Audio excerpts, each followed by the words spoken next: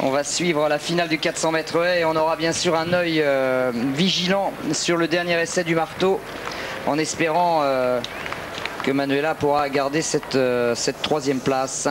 Bravo Marc.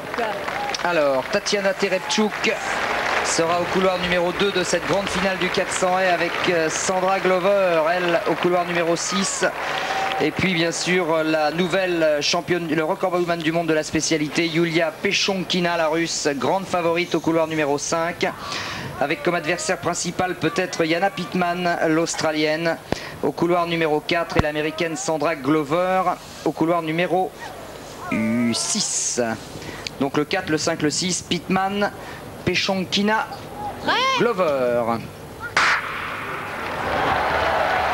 Principe Pechonkina, qui est donc au centre de votre écran, devrait dominer cette course. Oui, Pittman est parti un petit peu plus vite, j'ai l'impression. Oh non, Pechonkina, Bernard, non.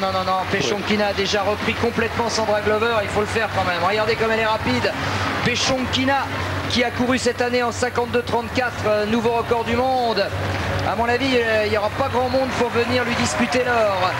Et regardez, elle saute l'obstacle et toutes les autres ont un temps de retard. C'est extraordinaire. Elle est très vite, il faut dire qu'elle a une marge, une telle marge. C'était déjà Irina Privalova qui avait gagné les Jeux de Sydney sur 400 haies.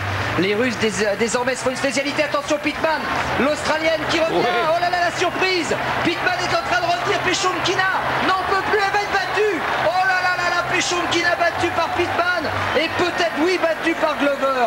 Mais c'est incroyable, Bernard, incroyable. 53-22, j'avoue qu'elle s'écroule complètement. Pechonkina, elle n'était pas... L'Australienne était très bien partie sur le premier obstacle en tête. Ensuite, elle a un petit peu relâché.